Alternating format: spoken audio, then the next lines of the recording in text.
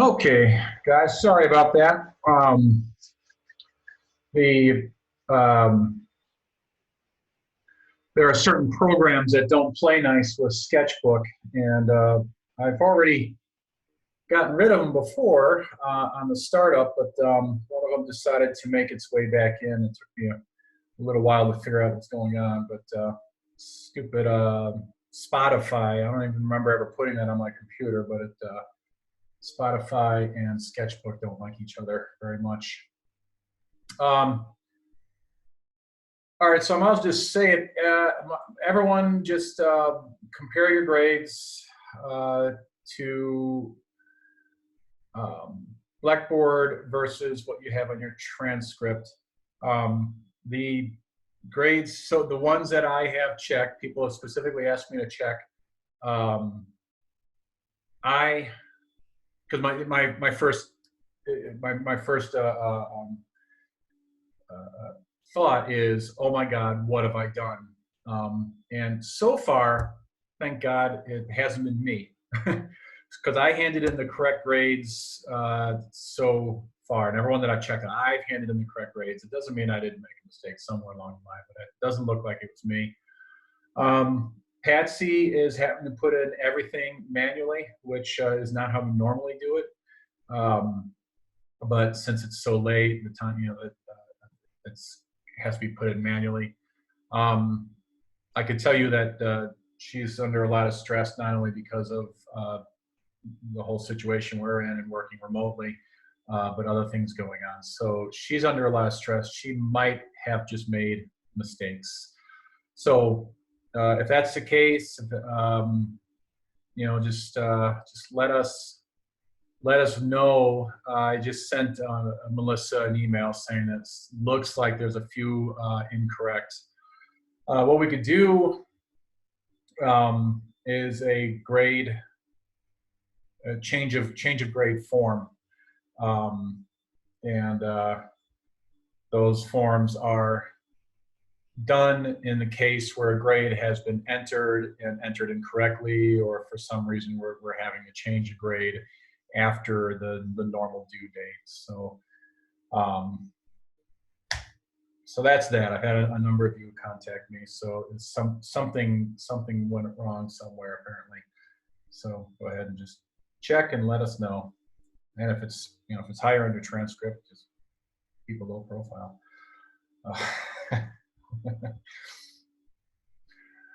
All right. So today, abdomen day, liver day. I want to go over the anatomic and Couinaud's anatomy again, and finish up and actually add the portal vein in there.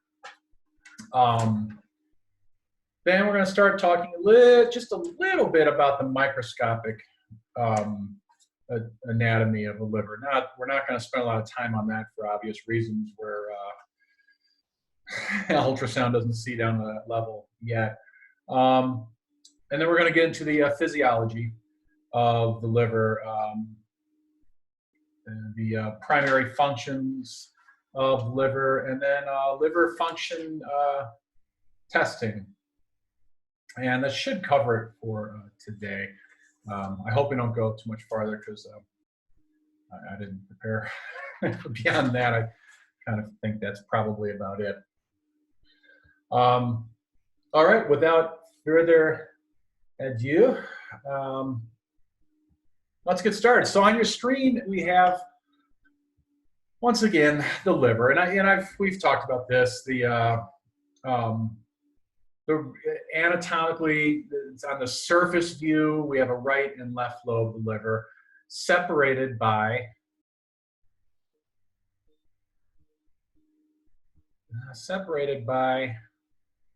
this guy here. And so down here, let me just remind you,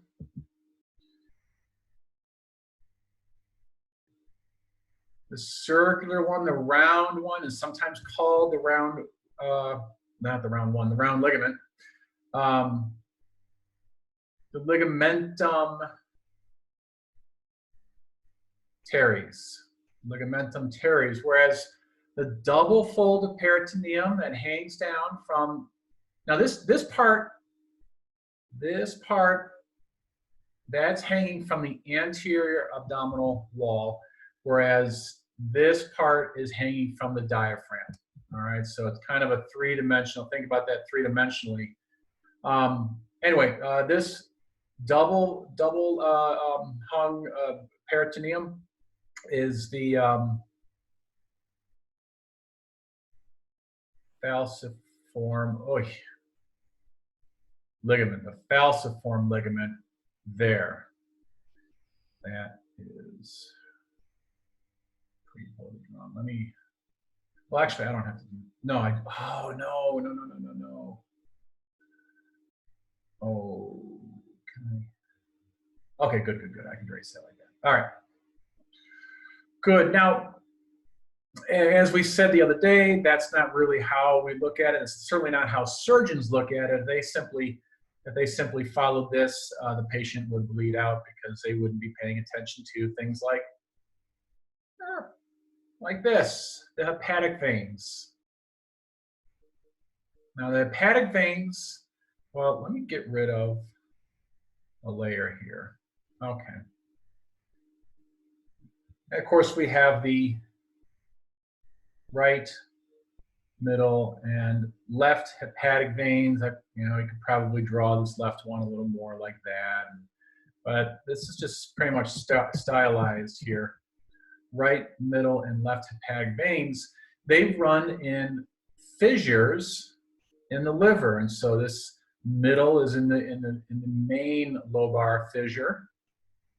The right is in the right lobar fissure, and the left is in the left lobar fissure. And then so we have these fissures, and then we have some segments that we're gonna add on. And let's see, I kind of put these in a little piece at a time here. Segment 1, and this is Couinaud's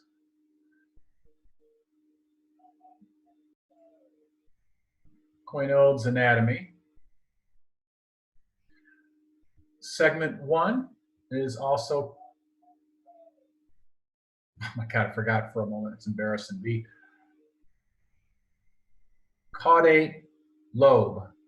We do not see when we're looking at the liver from the front, anatomically speaking, like physically looking at the liver, you don't see the caudate lobe because it's sitting on behind. We can, of course, with ultrasound see it because we're looking straight through.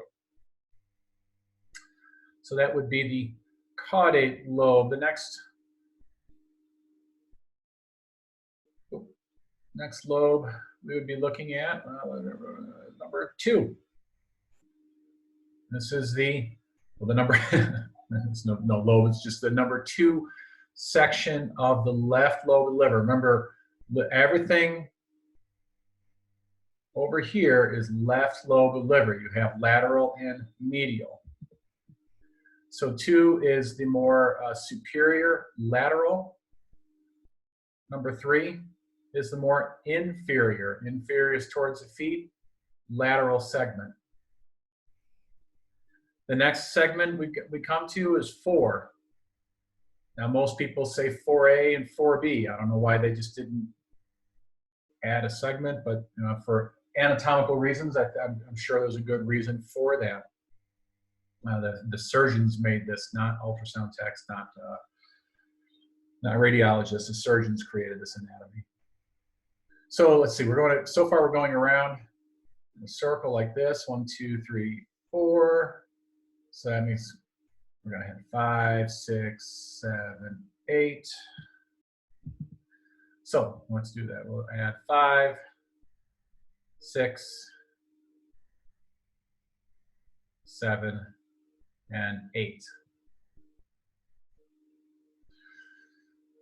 Now you'll notice that, obviously 2 and 3 are divided horizontally, and 8 and 5 are divided horizontally, and 6 and 7 horizontally, or superior inferiorly, I could say as well. Oh dear, let me think about.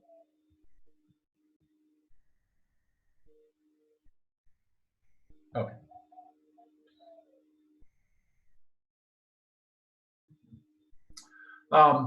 Whoops. So like we said, these guys are in the major fissures of the liver, three major fissures of the liver. But we need to divide this liver even more due to the vascular blood supply. Let's see, is that where I'm at? Yep, that's where I'm at. Bam. Okay. So now, of course, we have our main portal vein, our right and our left portal veins. The portal veins travel intrasegmentally. These guys are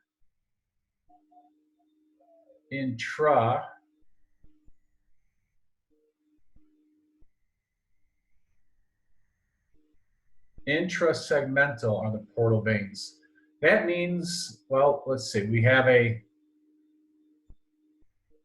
liver, there's a fissure. Let's say, well, we'll just kind of very vaguely do a right and left lobe. I know that's horrible. The hepatic veins are well, they're intersegmental, but they're yeah, they travel in the fissures and intersegmentally, whereas the portal veins travel right through the center of a segment. So if we have a segment here, it goes right through the center of it. A segment there goes to the center of that. So even though 2 and 3, appears that it's traveling through some kind of fissure, it's not. It's just the or kind of the blown away anatomic view, and you'll notice that the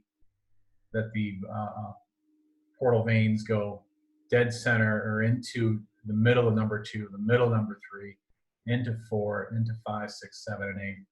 And there's actually little branches that come off into 1 as well, off of the left. That's intrasegmental is the portals. Portal veins.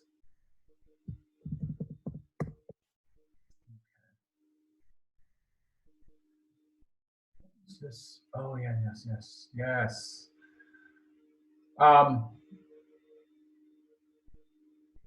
So a couple things I just want to add to this. There are, well, let's see.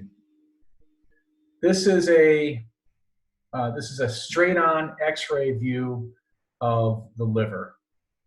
It's not an ultrasound view. This is Superman's view of the liver. Two things. These, if you see a long section, a sagittal section of a hepatic vein, you can't see at the same time, at least not to any great extent, a long section of a portal vein. The reason being, like if you see, if I see the portal vein doing that, the hepatic vein is going to be round, and vice versa. If I see the portal vein looking like that, the hepatic vein is going to be like that, because they don't run in the same plane together. The other thing is that we do want to talk about, now I am going to give an ultrasound view.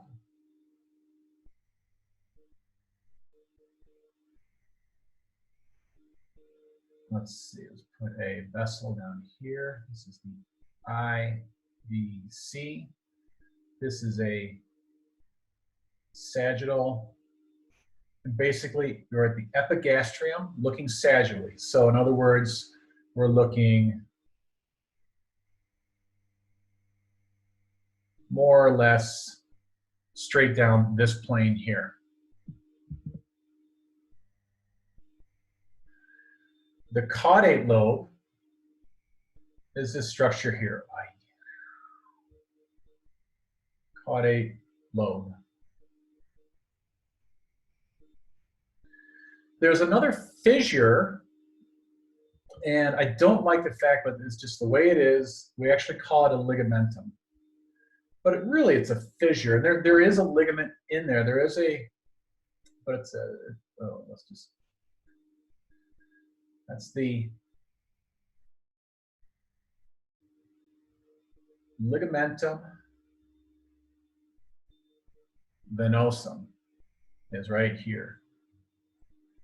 And that separates the left lobe of the liver from the caudate lobe of the liver. So caudate's this guy down here. What's interesting, which is actually pretty cool, let me get in just a little closer on that.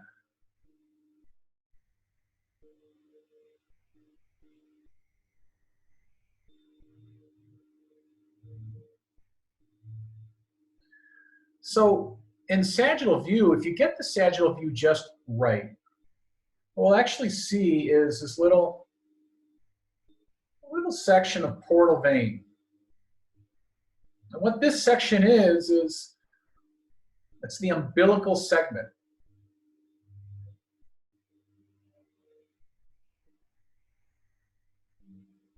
Umbilical segment of left portal vein. The reason it's called an umbilical segment because at one time blood came in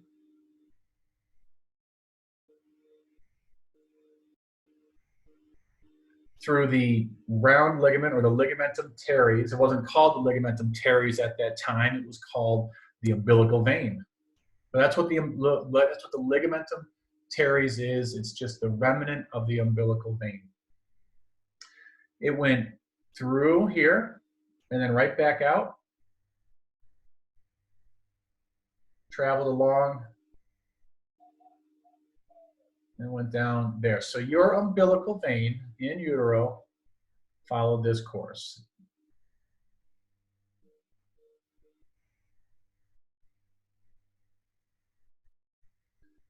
Now that's something we'll learn more about next semester, but the important point is that when we call this the ligamentum venosum, that's why it's called the ligamentum venosum.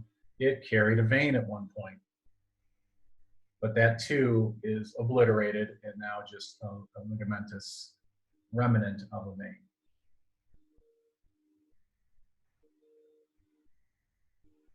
Okay, oh, there's one other thing on this that I really like. And I invite you to even write on your fingers to make this work. So we have a fist. It is it's a right fist aiming towards you. So at least that's my right fist anyway. Right fist aiming right at you. This is a nice little reminder of how Couinaud's anatomy works. If we look at this, number one is the caudate lobe. Number two is left lobe, liver, lateral and superior. Number three, left lobe, liver, lateral, inferior. Then it's 4A, 4B, 5, 6, 7, 8. This is a nice little method when you're on a test and you want to remember how this stuff works. Oh, by the way, here are the veins. The hepatic veins come down like this, right? Yes. Those are my hepatic veins. And we'll add a portal vein. Nope.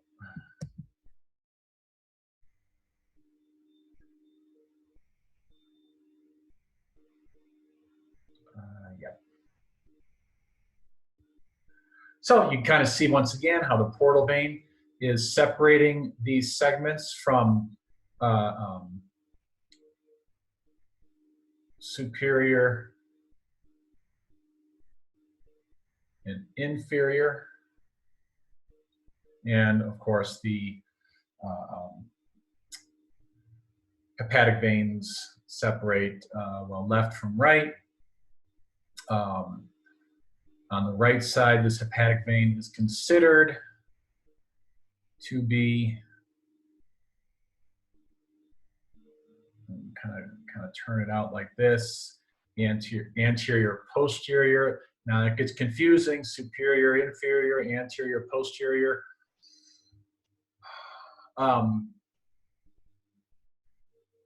This is a three-dimensional object, and we're drawing it on 2 dimensions.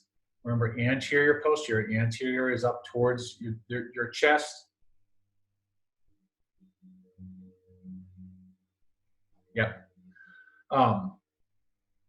When anterior, posterior, superior, inferior. Superior is towards the head, of course. Inferior is towards the feet. Anterior, posterior is chest to back. So this guy separates anterior to posterior. Middle separates right and left. Left separates the left from lateral and medial. Of course, that being lateral and this being medial. Okay, let me zoom out here.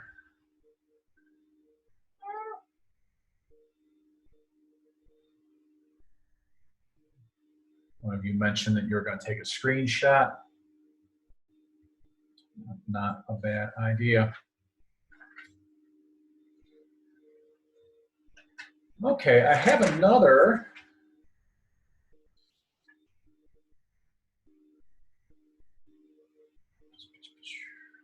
Hepatocellular. Do we want to save? I don't think so. All right. This guy is long. Oh, not 100% hepatocellular. I wanted to add some anatomic variants in here. You might have read in your book. Okay, let's just give me a new layer to, right? Okay, good. Okay. Anatomic variations. The book mentions Rydell's lobe.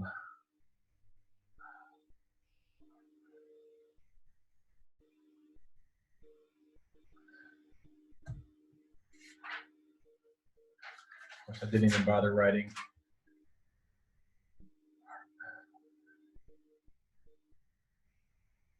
Or did I just spell Riddles? Rydell's, whatever.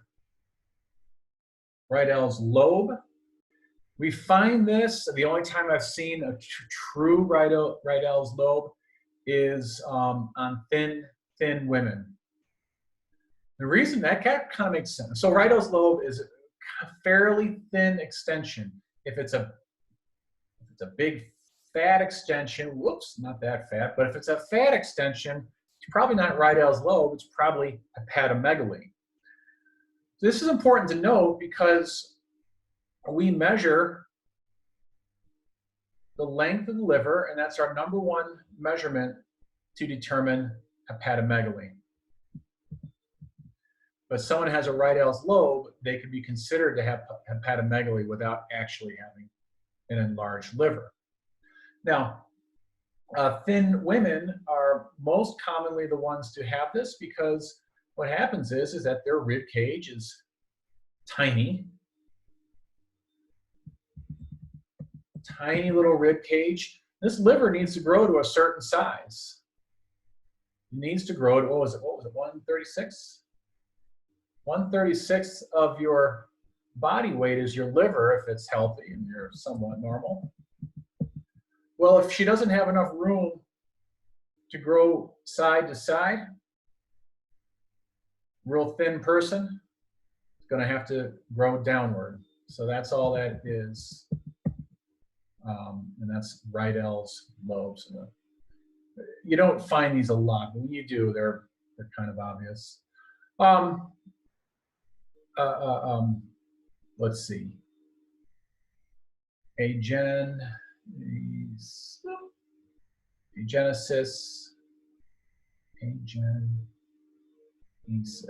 Agenesis of left lobe liver. Agenesis of left lobe liver. Guys, I don't know if I've ever technically seen this or not. That's just so ugly. I'm going to take it away. I don't know if I've ever actually seen agenesis of the left lobe of the liver, but I've definitely seen some very small left lobes. Not a big deal, except it is a window into everything else. If you want to see the IVC up high in the epigastrium, you look through the liver. If you want to see the aorta, sometimes even the pancreas, depending on the person's anatomy. When you don't have this window, guess what? Stomach just fills it up, and the intestines might be a little bit higher as well. That's a funny looking intestine. Basically gas fills the location of the left lobe of the liver if it's not there, or if it's very small. So I've definitely seen very small left lobes. I don't know that I've ever seen an actual agenesis of the left lobe of the liver. And then the last variation, kind of a weird place to put this. I saw this in the book. I have looked for an image of this. I've only seen it a couple of times.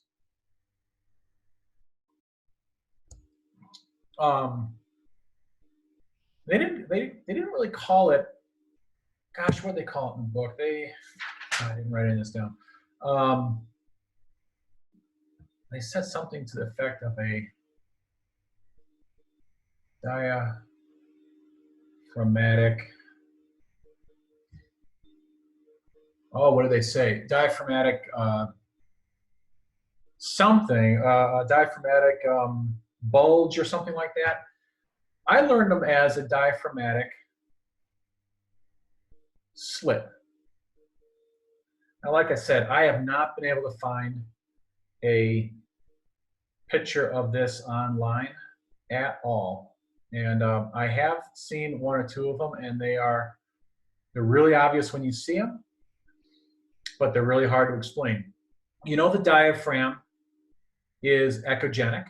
You know that it's going to go around just like this, around the dome, around the head of the dome of the liver here.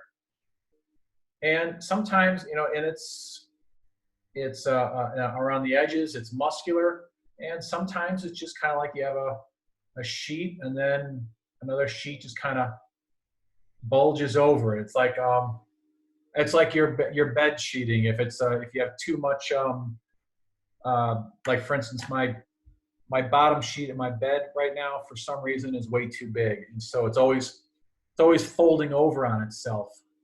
Just little bits. Like an inch fold over, or a couple of inches folded over. Drives me crazy, but that's basically what happens to the diaphragm.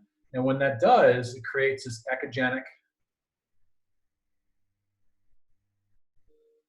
echogenic line, or obviously if you turn your transducer, or an echogenic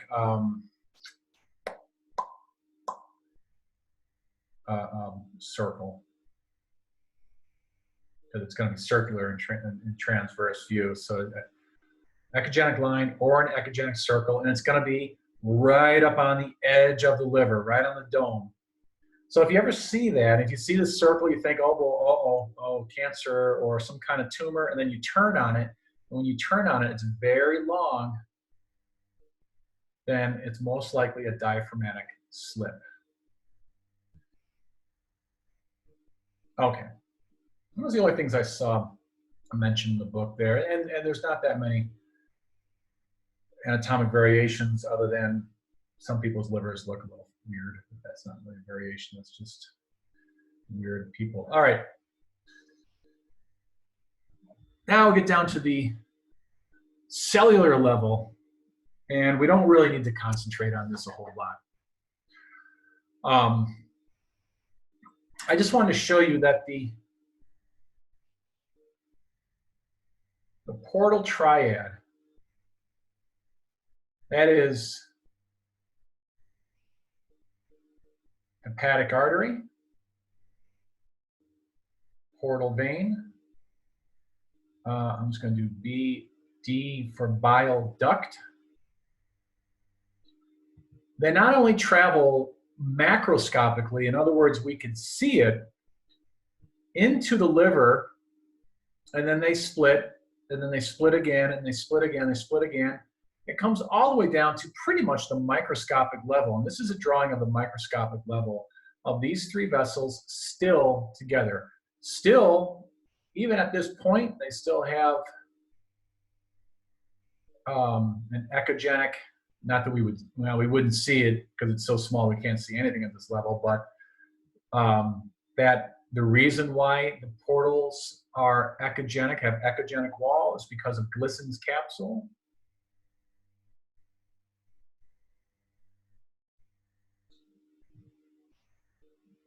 The Glissen's capsule, even at this point, still remains. So that's all the way down to the hepatic level. So what this was just literally a drawing program. I use these because I wasn't about to sit here and draw every single hepatocyte in, but each box here,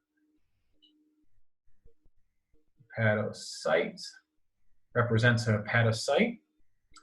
The whole, one thing I should have drawn though, the whole area here is considered the hepatic lobule. And if we could see the lobules, they're honeycombs, just like bees. No, I can't. Whatever. They're arranged in a honeycomb pattern, a very efficient pattern. That's how they are. So those are hepatic lobules, whereas hepatocytes are the actual cells. Now, red blood, hepatic artery, going up. Blue blood, portal vein, that's going up. So if this were a Doppler, they would actually both be red. So red, blue, but that's just showing oxygenation states, not the Doppler.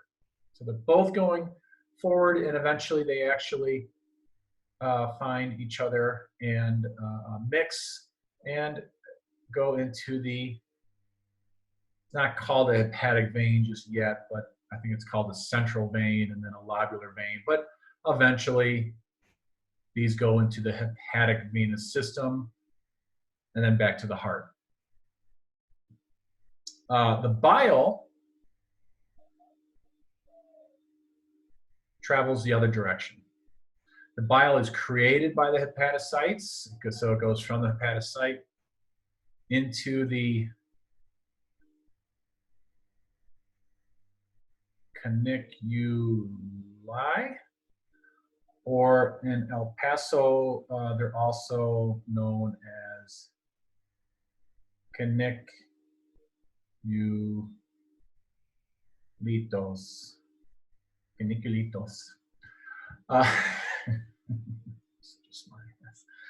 Okay, it's not caniculitos. Caniculi gather the bile, and blood goes down this direction. Oh, one other thing I will mention. No, I'll just move this over slightly. Wrong function. Okay. So we mentioned the hepatocytes. We've mentioned the biliary system. This is the green, is the biliary. Gallbladder and all the ducts are the biliary system. And the, oh, I forgot a P here. This is,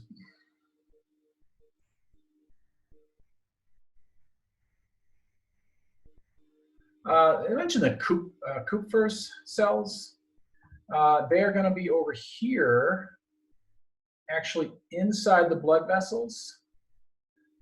Maybe there's one over here as well. It's going to want to be in the portal system in any case, more than the arterial system, because what happens is, well, sometimes junk that you don't necessarily want going through your body, like bacteria from the intestines, get into the portal system, and they are going to be eaten by the Kupfer cells. So they are They are part of the reticuloendothelial system, which is basically the system that cleans us up. It cleans our cells, it cleans our blood. So a lot of phagocytosis occurs in the reticuloendothelial system. Phagocytosis is the cells that eat things. So it is the phagocytes. They're eating bacteria, or they're eating parts of dead human cells, dead red blood cells. The Kupffer cells will eat those up. Okay, now this part, I don't know if I left enough room for myself here. This is a little tricky.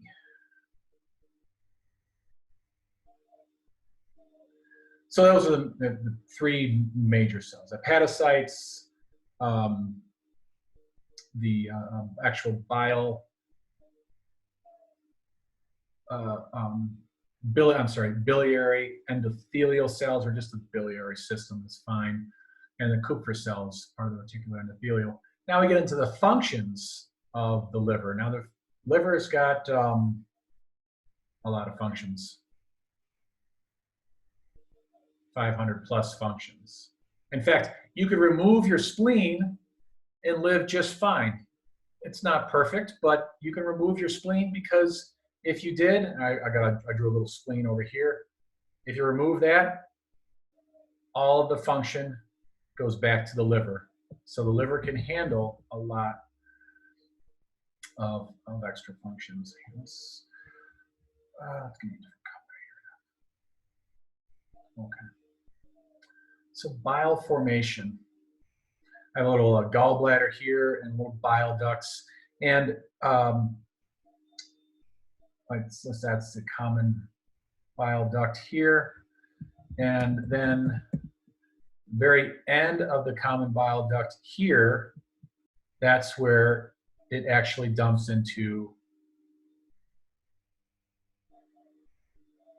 the duodenum. So the bile is created in the liver and hopefully dumped into the intestines through the duodenum. So bile, a lot of bile is, well, from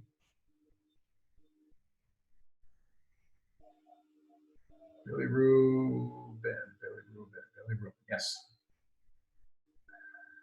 Bilirubin, for the most part, comes from the spleen. What it actually comes from is old red blood cells. Remember, red blood cells last about 3 months or 160 days, something like that. Old red blood cells, the hemoglobin is broken down. Heme is broken down into bilirubin. I'm going to actually talk about more of this shortly. So and then that is brought over to the liver, where the hepatocytes convert that bilirubin into a different form, and then goes out through the biliary system into the duodenum.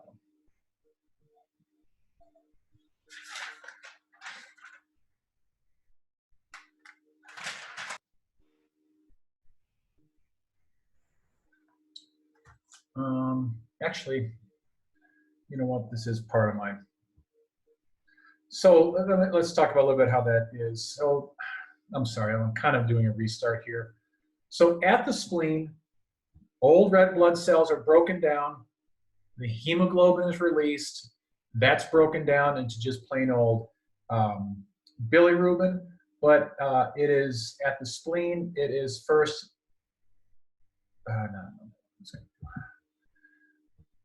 it is unconjugated bilirubin. That's actually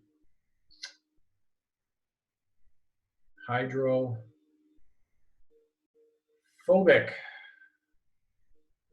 hydrophobic. Not the most important thing for you guys to know, honestly, guys, but I do want to just quickly cover this. Hydrophobic simply means it's oil. Oil and water don't mix. Oil is hydrophobic. Unconjugated bilirubin is hydrophobic. And so it has to attach to something in order to travel through the blood, because it's going to have to come, it's unconjugated, it has to go into the blood system and over to the liver. Okay? How? It's actually going to attach to albumin. Albumin is a small protein produced by the liver. It's actually the most abundant protein in your blood. But by attaching to it, that albumin makes it temporarily hydrophilic, or at least it doesn't make it hydrophilic, but it at least allows it to travel through the blood without clumping together like oil droplets. And then it goes to the hepatocytes. The hepatocytes take it in, it's called uptake, and then the hepatocytes conjugate.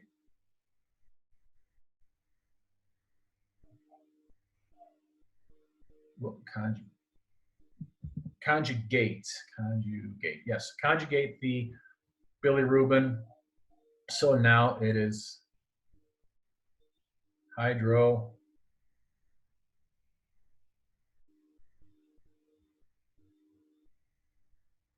Why do I feel like there's a line there? Anyway, hydrophilic.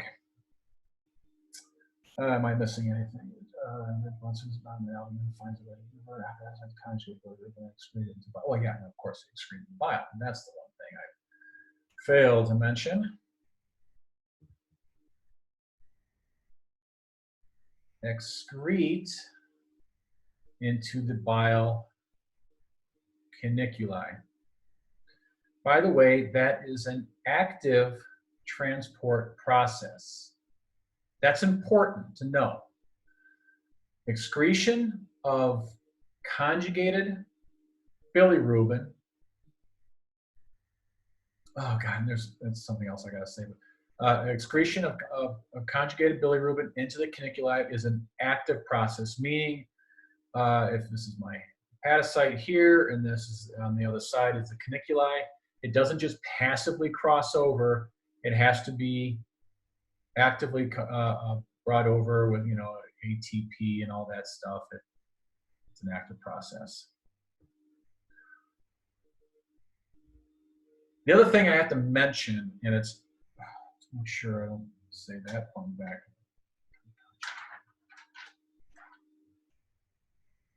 Indirect is unconjugated, yeah.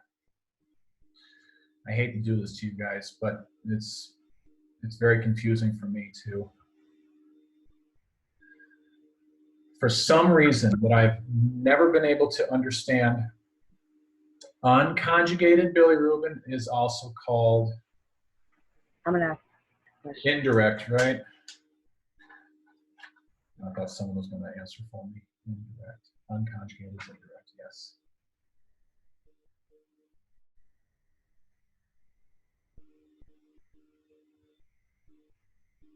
Indirect. And conjugated, I guess the D does belong there, is also called direct.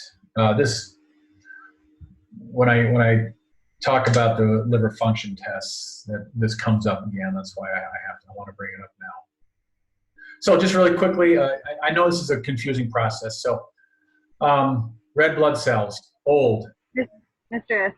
Yeah. Sorry, I have a quick question for you. I'm trying to follow along kind of in the book, kind of to understand what you're talking about, but I'm having a hard time finding, I guess, what you're talking about in the book. Yeah. This book actually seemed to drop this, and I considered not talking about it as well, but I'm not 100% sure that this is information that wouldn't eventually be found on a I think it's going into the weeds a little bit, but I know that when I was learning this, it was really important. And so I am going a little bit beyond the book, but I don't want to go too far. I want to make this simple. So, in fact, let me take a red pen and just kind of go through the important parts here. So, bilirubin, created in the spleen from old red blood cells, travels to the liver. It is unconjugated, also known as indirect bilirubin. From there, it is conjugated, also called direct. From there, it is excreted into the biliary system, and it's an active excretion into the biliary system, into the duodenum. It becomes part of our bile. The only reason I added this information in because I think it helps to make the liver function tests a little more understandable when it comes to bilirubin, because bilirubin in the liver function tests, there's going to be direct and indirect LFTs.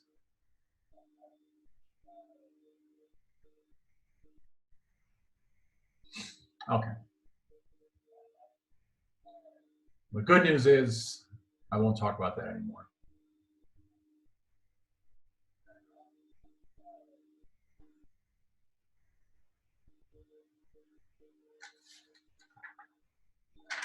We're going to be done early today. I don't know, where's my, no. Okay, I didn't leave myself a whole lot of room here, which was foolish, but okay. So we started with the physiology of bile formation. Let's get a different color here. Let's talk a little bit about carbohydrates. The liver stores carbs and it distributes. Distribution. Stores and distributes.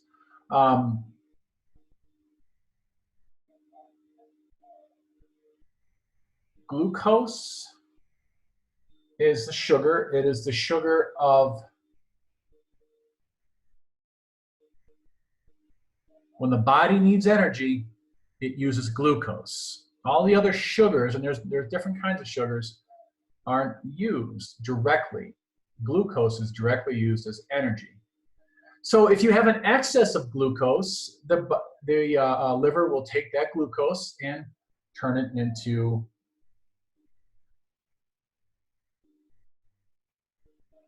glycogen. That is storage of sugar. And so the glycogen to glucose, glucose to glycogen, the liver does very easily. Cogen, all right. And we could actually, oh, that's right. Gluconeogenesis. In other words,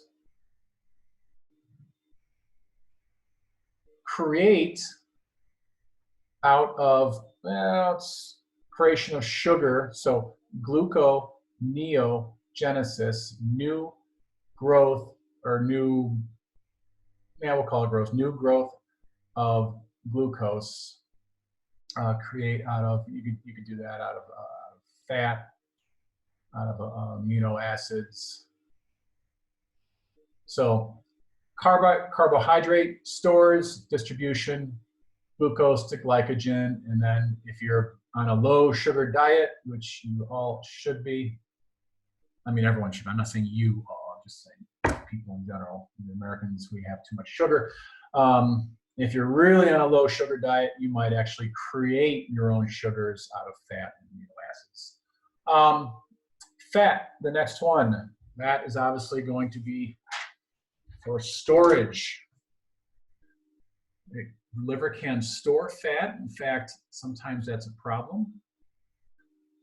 It can be locally, like in the liver, or throughout the body, and oftentimes the booty. Creation, you could take excess sugar,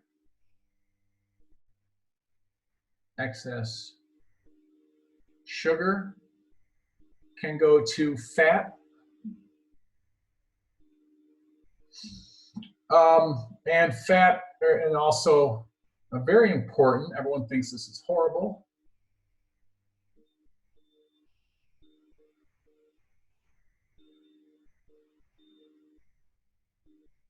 Why can't I spell cholesterol? Oh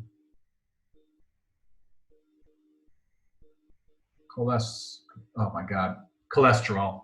Not only is it spelled incorrectly, but the letters are so small you couldn't read it anyway. Cholesterol is very important in our body. So part of the problem with fat storage locally in the liver is fatty liver. And we see this all the time. And it said fatty liver, mostly, look at this, excess sugar goes to fat. All this goes together. All right. Protein metabolism. Oh, I did mention albumin already. Albumin is what, over here, that's what moved the bilirubin, that helped the bilirubin go over back to the liver. Well, albumin is the most abundant protein in our blood, and it maintains osmotic balance. What happens, we've talked about ascites. If we have a liver under distress, the hepatocytes are diseased, they're no longer creating enough albumin, the osmotic balance is off, and ascites, ascites, I'm sorry, I made this all a little bit too small for myself. Ascites can result, and so people with liver disease, very bad liver disease, don't have enough albumin in their blood, the osmotic balance is all off, ascites as a result.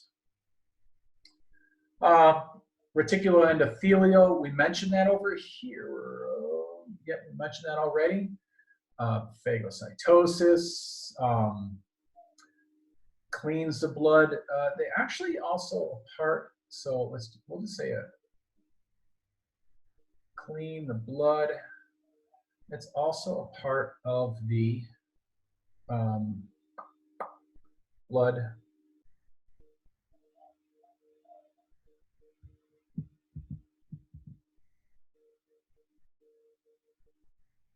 coagulation.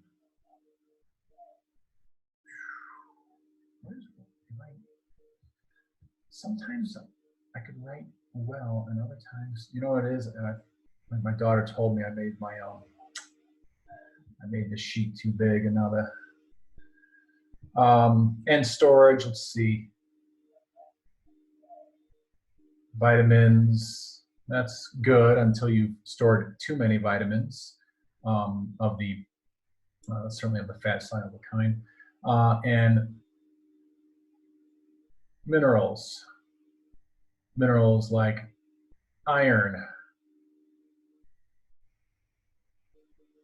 copper.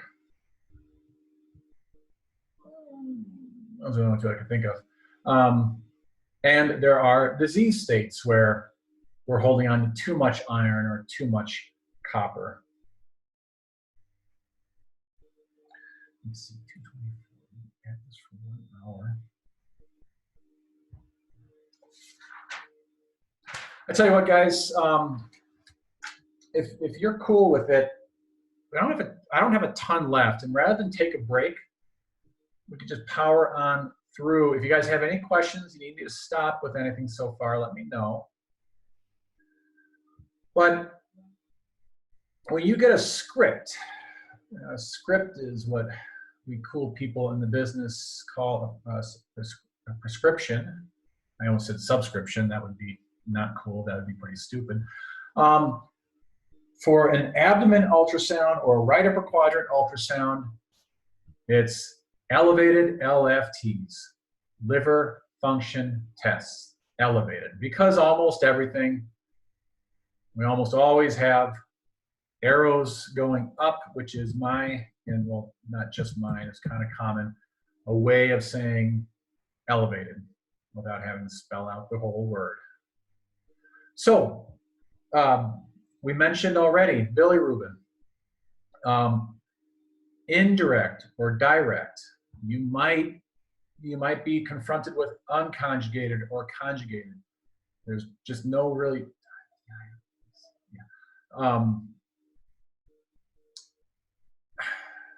there's no good way for me to remember that indirect and unconjugated are the same thing. I have a hard time with it, to be honest with you. But so I explained this to you a little bit. Kind of gave you the short version of what's going on. Remember, in the spleen, red blood cells are being culled, they're being torn apart, and bilirubin is being removed. If the LFTs come back and the indirect bilirubin is increased, it probably means too many red blood cells are being removed or culled. You could find this with anemias of different kinds. Now, anemia is basically, well, when the spleen is removing red blood cells at a rate a little bit faster than the body can replace them. So instead of waiting for 3 months and waiting for them to truly be old, these red blood cells are just getting annihilated. Now, your book says that for indirect, if it's an indirect increase in bilirubin with ultrasound, we probably won't see it. And that's true, except for a lot of times you get splenomegaly. So if you do see, if you know it's indirect and you see splenomegaly, that is an indication that it's anemia. The spleen is enlarging, and the spleen has an amazing ability to get bigger when it needs to. It is enlarging because it's filling with blood. It is filling itself with more reticuloendothelial cells and killing off red blood cells at a higher rate. If, on the other hand, the direct or conjugated bilirubin is increased, there's 2 reasons for that. One, obstruction. In other words, the blood or the hepatocytes are either getting that bilirubin, they're conjugating it, and now all that means is making it hydrophilic so that it wants to be in water, and then expelling that actively into the bile. But if there's an obstruction in the bile ducts, there's a backup of fluid, and then eventually it will leak out. So it's kind of like just forces its way out from high pressure in the biliary ducts. The number 2 reason is hepatocellular disease, hepatocellular disease. Remember I said that this is active transport. Normally, to go across this barrier, the hepatocyte has to actively move it across using ATP, adenosine triphosphate. One of the first things to go, for some reason, I don't know if anyone understands this, maybe they do, with hepatocellular disease, in other words, hepatitis, cirrhosis, the active transport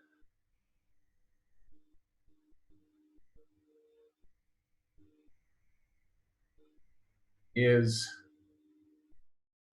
destroyed. Active transport is destroyed or malfunctions. And so even though the cells are conjugating the bilirubin, they're not able to active transport bring it out. And so eventually these cells, let's just kind of extend this line a little farther, these cells just start getting fat because they have all this bilirubin in, and the increased pressure forces the bilirubin out. Oh, I'm sorry, not out that direction. That's something I need to be clear about. And, Kurt, quick question. yeah. On top, you put too many red blood cells called, and it's anemia, or? Yeah, yeah. So it's actually a good time for me to back up. I want to anyway. So certain kinds of anemia are caused because the spleen is removing too many red blood cells. Culled is just another word for removing. Not every kind of anemia. There's different kinds, but some kinds of anemia are caused by an overactive spleen. Spleen's removing these red blood cells.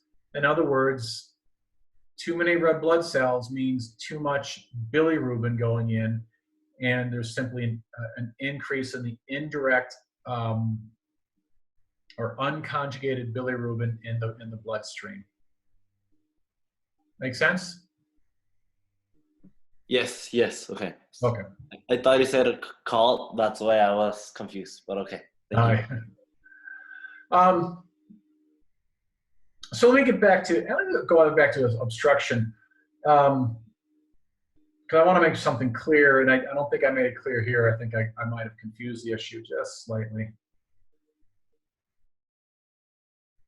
Oh, I forgot I'm black now. Okay, so let's say this is my bile duct, my caniculi here. With obstruction, this duct becomes, well, I'll draw in an obstruction, so it's supposed to be going this direction. Bile is supposed to go, the bile is created in the hepatocyte, goes into the bile duct and goes downhill back down to the duodenum. But there's an obstruction here, so the bile cannot continue to go out into an obstructed duct, so it is forced into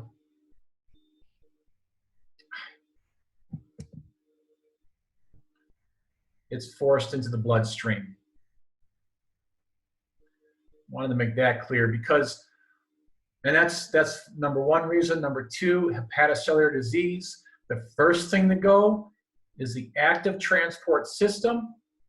And when that happens, once again, I'll draw a little hepatocyte here. Here's my duct up there, but it can't actively transport. So my hepatocyte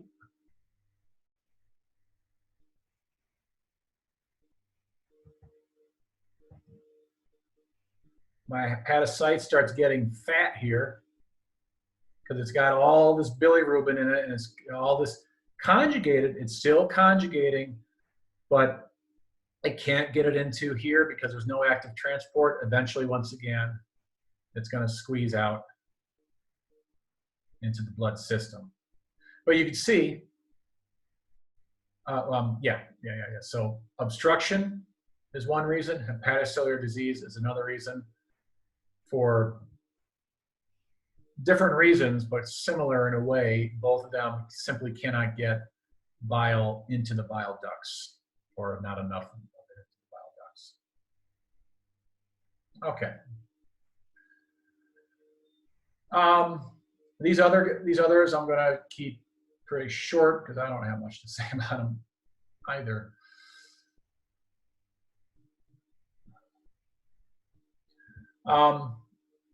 ALT, if that is increased, that is alanine aminotransferase.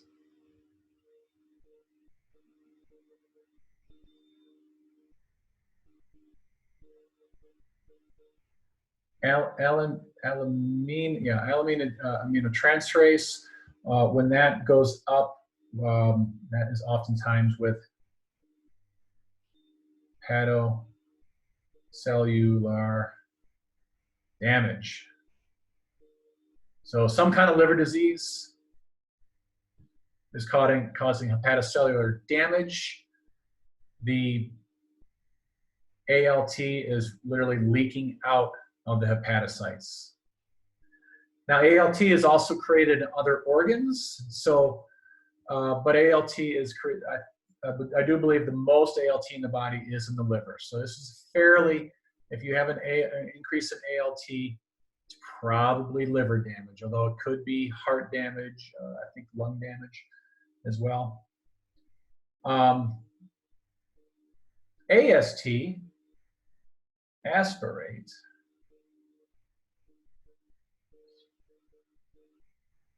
aminotransferase. Aspirate aminotransferase is a little less specific because that definitely is seen in larger numbers in heart and lung. Think of what else. It is less specific, but you know, if both ALT and AST are increased, it is probably, and that too has to do with hepatocellular damage. So if they're both increased, that is an indication of liver disease. ALP, this is one that I used to always look for. Alkaline,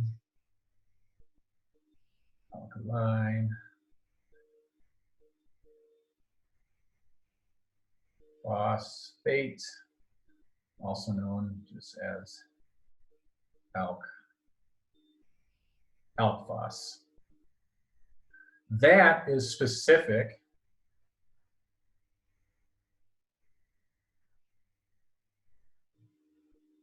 to obstruction.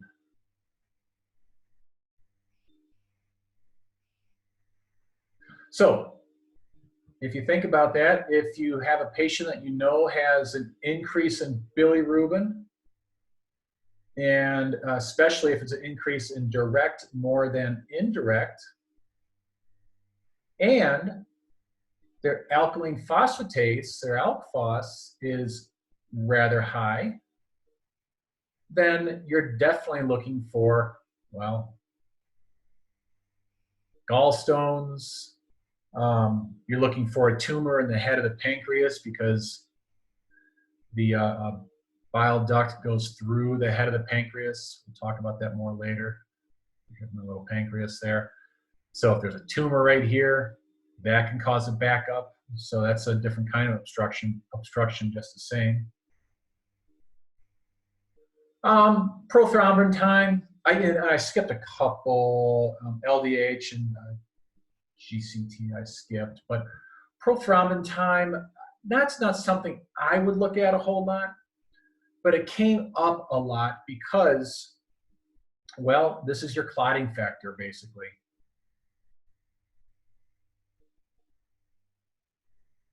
So if you have an increased prothrombin time, you have a decreased clotting factor. In other words, your blood's a little bit too thin. It came up with me all the time because, you know, before you do a minor procedure, or definitely a major procedure, But even minor procedures where you have a chance of cutting an artery, if you don't have the clotting factors, the doctors get very concerned about you bleeding a little bit too much. Albumin, we've mentioned already. That's the only one on this list that has a down arrow. When that is down, well, that's probably liver hepatocellular damage. And you might want to look for ascites if you know that the albumin is down. And alpha fetal protein. So yes, we said fetal there. So if you're a pregnant woman, you will have an increase in AFP that is normal.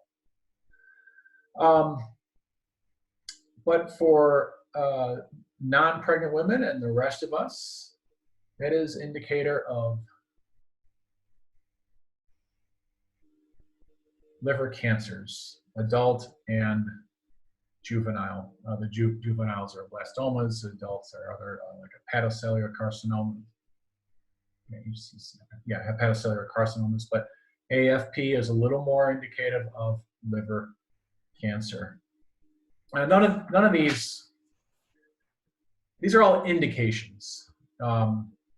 Sometimes if the number is off the charts, you can pretty much guess.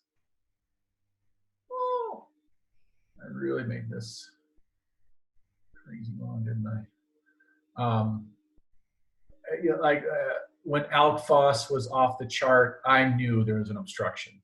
When ALT was off the charts, I knew this person had bad liver problems. Those were the two I used the most. AST being a little less specific, I didn't use that as much, but still important to know.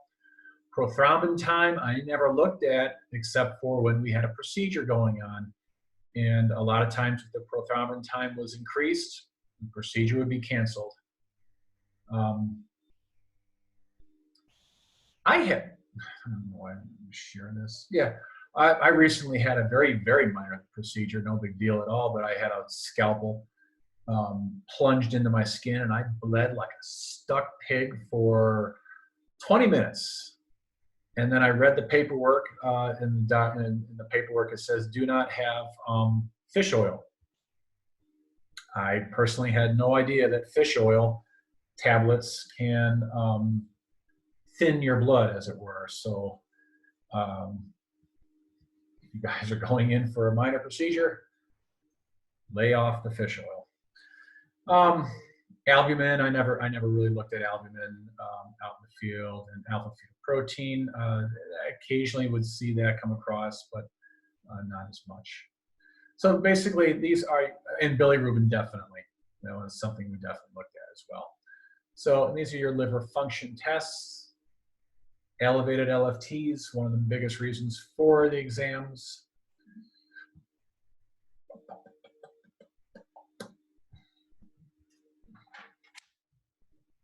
That's where my notes end today, guys. I thought this would take a little longer.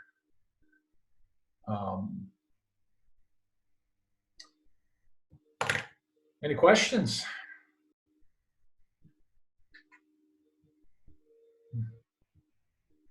No questions.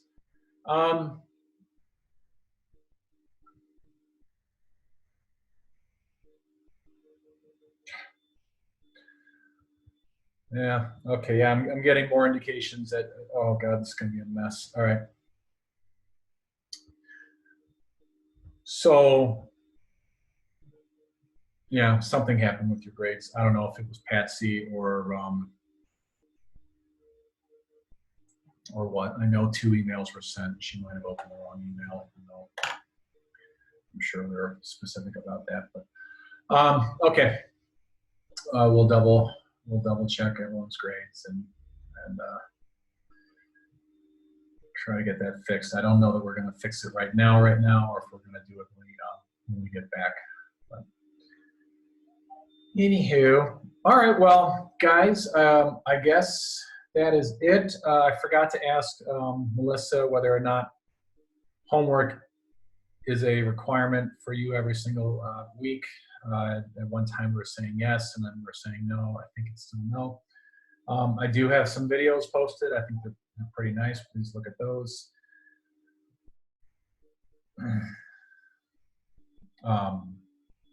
Yeah, and that's it for me. Tomorrow,